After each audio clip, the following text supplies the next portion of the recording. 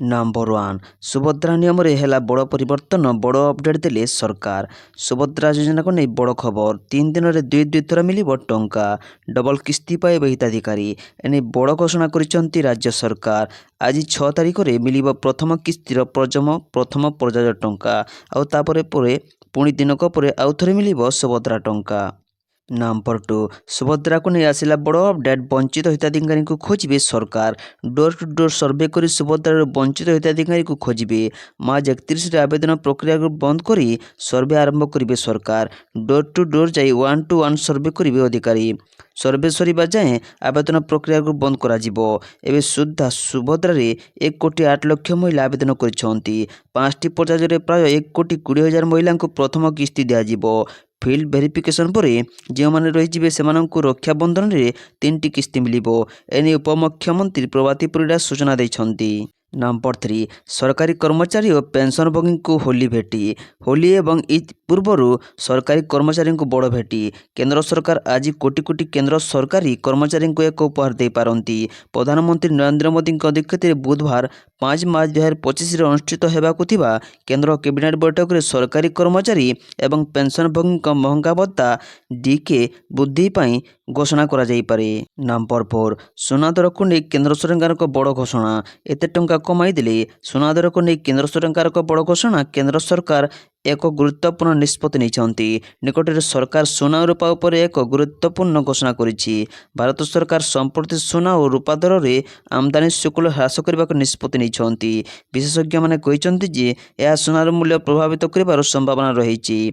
आकलन कर मूल्य ह्रास पाइबार संभावना रही। सरकार सुना पर 10 ग्राम आमदानी शुल्क प्रति ह्रास करिसेंती। यह वर्तमान शुल्कर मूल्य 265.36 को ह्रास करिछि। सुना आमदानी शुल्क मूल्य होउछि देश में आमदानी होउथिबा सुना पर लागू होउथिबा शुल्क गणना करिबा सरकार स्थिर करिथिबा मूल मूल्य। सुना परी रूपा पर मध्य समान निष्पत्ति नहीं। रूपा पर आमदानी शुल्क ह्रास कर निष्पत्ति घोषणा करा जायछि। प्रति किलोग्राम शुल्क $18 ह्रास करा जायछि। एतिस शुल्क हार एबे 1025 टंका को ह्रास पाई।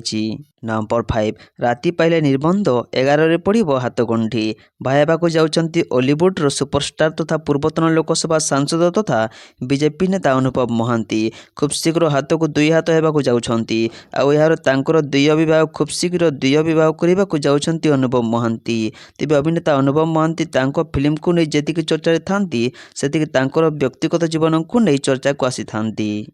नंबर 6 केन्द्रापड़ा जीवे सारथी।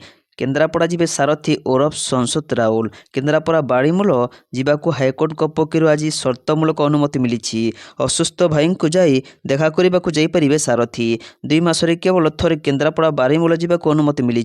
हेले केन्द्रापड़ा रात्रि जापन करें सारथी। सकाल 5:30 संध्या 5टा मध्य देखा करेंगे। एथेपे प्रथम ट्रायल कोर्ट को जनइबाक निर्देश दि जाइछि। तेबे प्रवचन देवा उपर लागितिबा अंकुश बलवत्तर रहिबो। ए सत्य कोहल करने कोर्ट सीधासलख मना कर देइछंती। किंतु जीवा आगु पुलिस एवं 7 दिन पूर्व कोर्ट को अवगत कराइबा को निर्देश दिले हाईकोर्ट। नंबर 7 सार्वजनीन हेब रत्नभंडार चाबी हजिबा तदंत रिपोर्ट। हाईकोर्ट रत्नभंडार चाबी हजिबा घटना सत्यपाठ दाखल कले राज्य सरकार। सत्यपाठ रत्नभंडार चाबी हजिबा रिपोर्ट सार्वजनीन हेबनी बोली उल्लेख रही। चाबी हजिबा घटनार तदंत करुथिले जस्टिस रघुवीर दास कमिशन। तदंत शेष पर राज्य सरकार को रिपोर्ट दे सारिछंती कमिशन। चाबी कहीं हजिला केमिति हजिला एने राज्यवासी जानिबा दरकार बोली आवेदन में दर्शाइथिले आवेदनकारी। आसंता मार्च 12 तारिख मामलार परवर्ती शुणाणी करा जिवो।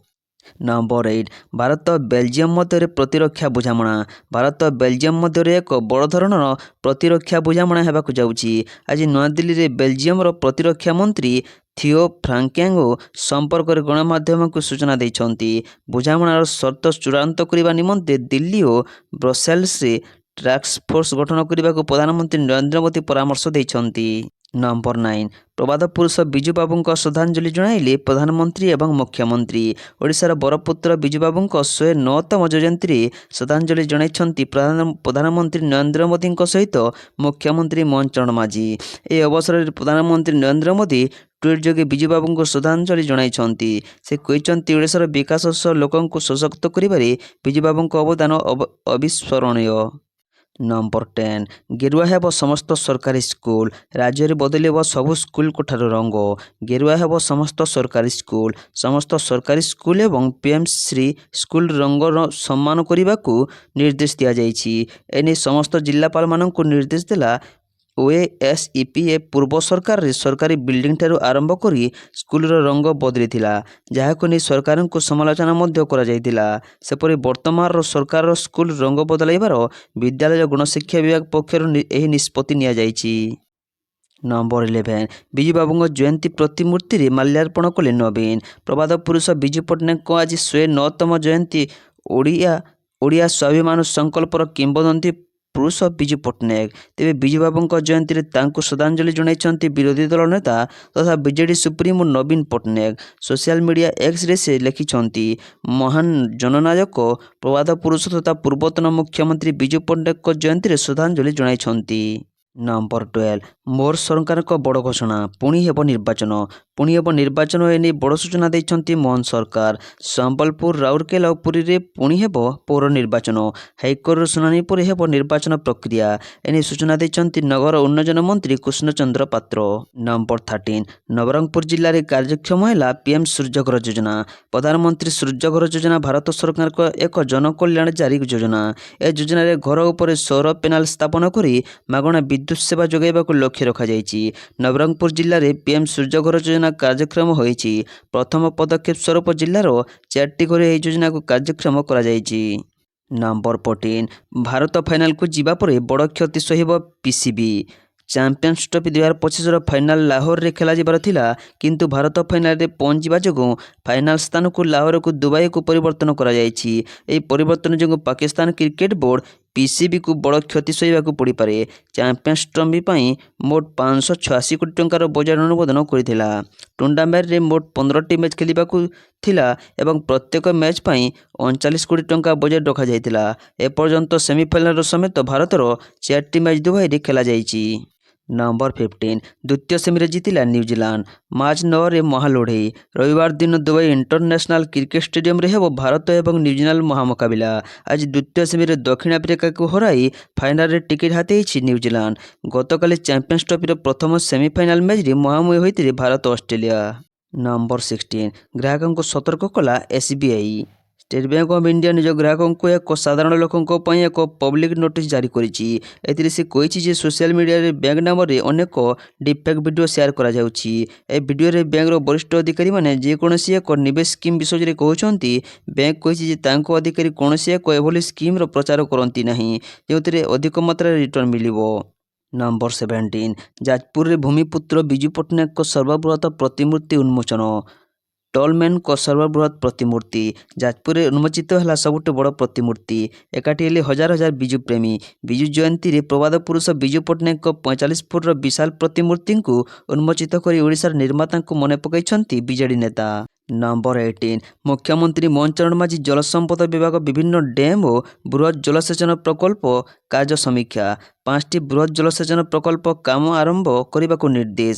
ରାଜ୍ୟର ଗୁରୁତ୍ୱପୂର୍ଣ୍ଣ ଜଳସେଚନ ପ୍ରକଳ୍ପ ବହୁଦିନ ଧରି ପ୍ରସ୍ତାବିତ ହେବା ସତ୍ତ୍ୱେ ଆଜି ପର୍ଯ୍ୟନ୍ତ କାର୍ଯ୍ୟକାରୀ ହୋଇପାରିନାହିଁ। ତେଣୁ ଅଧିକାରୀମାନେ ଏ ଦିଗରେ ତୁରନ୍ତ ପଦକ୍ଷେପ ନେବାକୁ ମୁଖ୍ୟମନ୍ତ୍ରୀ କହିଥିଲେ। ମୁଖ୍ୟମନ୍ତ୍ରୀ ମୋହନ ଚରଣ ମାଝୀ ଆଜି ଜଳସମ୍ପଦ ବିଭାଗ ବିଭିନ୍ନ ଡ୍ୟାମ୍ ଓ ବୃହତ୍ ଜଳସେଚନ ପ୍ରକଳ୍ପ କାର୍ଯ୍ୟ ସମୀକ୍ଷା କରି 5ଟି ବୃହତ୍ ଜଳସେଚନ ପ୍ରକଳ୍ପ କାମ ଆରମ୍ଭ କରିବାକୁ ନିର୍ଦ୍ଦେଶ ଦେଇଛନ୍ତି। ନମ୍ବର 19 ସହଜ ହେବ ଯାତ୍ରା କେଦାରନାଥ, ଚାଲିବ ରେପୱେ। ପ୍ରୋଜେକ୍ଟକୁ କେନ୍ଦ୍ର କ୍ୟାବିନେଟ୍ର ମଞ୍ଜୁରୀ। କେନ୍ଦ୍ର କ୍ୟାବିନେଟ୍ ବୈଠକରେ ଉତ୍ତରାଖଣ୍ଡ ବଡ଼ ଉପହାର ମିଳିଛି। ମୋଦି ସରକାର ଉତ୍ତରାଖଣ୍ଡ କେଦାରନାଥ ଧାମ ପାଇଁ ରେପୱେ ପ୍ରୋଜେକ୍ଟକୁ ମଞ୍ଜୁରୀ ଦେଇଛନ୍ତି। ଖୁବ୍ ଶୀଘ୍ର କେଦାରନାଥକୁ ରେପୱେ ମାଧ୍ୟମରେ ଯାଇପାରିବେ ଶ୍ରଦ୍ଧାଳୁ। ଏହାଛଡ଼ା ହୋମକୁଣ୍ଡ ରେପୱେ ପ୍ରୋଜେକ୍ଟକୁ ନିର୍ମାଣ ମଞ୍ଜୁରୀ ମଧ୍ୟ ମିଳିଛି। କେନ୍ଦ୍ରମନ୍ତ୍ରୀ ଅଶ୍ୱିନୀ ବୈଷ୍ଣବ କହିଛନ୍ତି, ବର୍ତ୍ତମାନ 8ରୁ 9 ଘଣ୍ଟାରେ ସମାପ୍ତ ହେଉଥିବା ଯାତ୍ରା 36 ମିନିଟକୁ ହ୍ରାସ ପାଇବ, ଯାହା ଲୋକଙ୍କ ପାଇଁ ବଡ଼ ସୁବିଧାଦାୟକ ହେବ। ନମ୍ବର 20 ରାଜ୍ୟରେ କନଷ୍ଟେବଲ ସିପାହୀ ନିଯୁକ୍ତି ପାଇଁ ହୋଇଥିବା ପରୀକ୍ଷାରେ କୃତକାର୍ଯ୍ୟ ସମସ୍ତ ପରୀକ୍ଷାର୍ଥୀଙ୍କୁ ମୁଖ୍ୟମନ୍ତ୍ରୀ ମୋହନ ଚରଣ ମାଝୀ ଅଭିନନ୍ଦନ ଜଣାଇଲେ। ନମ୍ବର 21 ଭକ୍ତଙ୍କ ପାଇଁ ଖୁସି ଖବର ଅମରନାଥ ଯାତ୍ରା ପାଇଁ ଘୋଷଣା ହେଲା ତାରିଖ। ବାବା ବର୍ଫାନୀଙ୍କ ଭକ୍ତଙ୍କ ପାଇଁ ଖୁସି ଖବର ଅମରନାଥ ଯାତ୍ରା ପାଇଁ ବୁଧବାର ତାରିଖ ଘୋଷଣା ହୋଇଛି। ଜାମ୍ମୁ କାଶ୍ମୀର ଉପରାଜ୍ୟପାଳ ମନୋଜ ସିହ୍ନାଙ୍କ ନେତୃତ୍ୱରେ ଶ୍ରୀ ଅମରନାଥ ଶ୍ରୀ ସାଇନ୍ସ ବୋର୍ଡର ବୈଠକରେ ରାଜଭବନରେ ହୋଇଛି। ଚଳିତ ବର୍ଷ ଅମରନାଥ ଯାତ୍ରା ଆରମ୍ଭ ଜୁଲାଇ 3ରୁ ଆରମ୍ଭ ହୋଇ 2025 ଅଗଷ୍ଟ 9 ଯାଏଁ ଚାଲିବ। ନମ୍ବର 22 ଗୁଟଖା ଖାଇଲେ 1000 ଟଙ୍କା ଜରିମାନା। ବେନ୍ ହେଲା ଗୁଟଖା ଏବଂ ପାନ ମସଲା। ତମାଖୁ ଖାଇଲେ କିମ୍ବା ଛେପ ପକାଇଲେ ଦେବାକୁ ପଡ଼ିବ ଜରିମାନା। ଏହି ନିୟମ ଓଡ଼ିଶାରେ ଲାଗୁ ହୋଇନି, ବରଂ ଉତ୍ତରପ୍ରଦେଶ ସରକାର ଏପରି ବଡ଼ ନିଷ୍ପତ୍ତି ନେଇଛନ୍ତି, ଯାହାକୁ ନେଇ ଏବେ ସବୁଆଡ଼େ ଚର୍ଚ୍ଚା ହେଉଛି। ତେବେ ଉତ୍ତରପ୍ରଦେଶ ବିଧାନସଭାର ଅଧିବେଶନ ଚାଲିଛି। ଏଭଳି ସମୟରେ ଗତ ମଙ୍ଗଳବାର ଦିନ ଉତ୍ତରପ୍ରଦେଶ ବିଧାନସଭାରେ ଜଣେ ବିଧାୟକ ପାନ ଖାଇ ବିଧାନସଭାର ମୁଖ୍ୟ ଦ୍ୱାରରେ ଛେପ ପକାଇଥିଲେ। ନମ୍ବର 23 ଜୟଶଙ୍କରଙ୍କ 6 ଦିନିଆ ବ୍ରିଟେନ ଗସ୍ତ।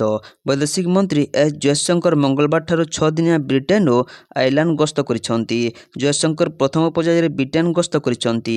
ଏହି ଗସ୍ତ କାଳରେ ସେ ବ୍ରିଟେନ ପ୍ରଧାନମନ୍ତ୍ରୀ କୋଏର ଷ୍ଟାମରଙ୍କ ସହିତ ଉଚ୍ଚସ୍ତରୀୟ ଜରୁରୀ ବୈଠକରେ ଯୋଗ ଦେବେ। ଏହି ବୈଠକରେ ୟୁରୋପୀୟ ୟୁନିୟନର ନେତାମାନେ ମଧ୍ୟ ଯୋଗ ଦେବେ, ଯେଉଁଥିରେ ରୁଷ ୟୁକ୍ରେନ ଯୁଦ୍ଧ ପ୍ରସଙ୍ଗ ଆଲୋଚନା କରାଯିବ। ନମ୍ବର 24 ଗ୍ରୀଷ୍ମ ପ୍ରବାହ ପ୍ରତିକାର ପାଇଁ ଜିଲ୍ଲାସ୍ତରୀୟ ପ୍ରସ୍ତୁତି ବୈଠକ ଅନୁଷ୍ଠିତ। ରାଜ୍ୟ ସ୍ୱତନ୍ତ୍ର ରିଲିଫ କମିଶନରଙ୍କ ନିର୍ଦ୍ଦେଶ ଅନୁଯାୟୀ ଜିଲ୍ଲାସ୍ତରୀୟ ଗ୍ରୀଷ୍ମ ପ୍ରବାହ ପ୍ରତିକାର ପାଇଁ ଏକ ପ୍ରସ୍ତୁତି ବୈଠକ ଜିଲ୍ଲାପାଳ ଶ୍ରୁତି ରଞ୍ଜନ ପ୍ରଧାନଙ୍କ ଅଧ୍ୟକ୍ଷତାରେ ଜିଲ୍ଲାପାଳଙ୍କ କାର୍ଯ୍ୟାଳୟର ସଦ୍ଭାବନା ସଭାଗୃହରେ ଅନୁଷ୍ଠିତ ହୋଇଯାଇଛି। ଗ୍ରୀଷ୍ମ ପ୍ରବାହର ମୁକାବିଲା କରିବା ନିମନ୍ତେ ଏହି ବୈଠକରେ ଆଲୋଚନା ହୋଇଥିଲା। ନମ୍ବର 25 ପୁରୀ ବେଲାଭୂମିରେ ବିବାହ ମଣ୍ଡପ ଭାଇରାଲ ହେଉଛି। ପୁରୀ ବେଲାଭୂମିରେ ବିବାହ ମଣ୍ଡପ ହେବାକୁ ଚାଲିଛି ଡେକୋରେସନ୍। ଏଭଳି ମଣ୍ଡପର ଭିଡ଼ିଓ ବର୍ତ୍ତମାନ ସୋସିଆଲ ମିଡ଼ିଆରେ ଭାଇରାଲ ହେଉଛି। ତେବେ ଏହି ଡେକୋରେସନ୍ ବନ୍ଦ କରିବାକୁ ବଳିଆ ପଣ୍ଡା ପୁଲିସର ନିର୍ଦ୍ଦେଶ ଦେଇଛି। ବେଲାଭୂମିରେ ବିବାହ କି ବ୍ରତଘର ପାଇଁ ଅନୁମତି ଦିଆଯାଇନଥାଏ, କେବଳ ସରକାରୀ କାର୍ଯ୍ୟ ପାଇଁ ପୌର ସଂସ୍ଥା ଅନୁମତି ଦେଇଥାଏ।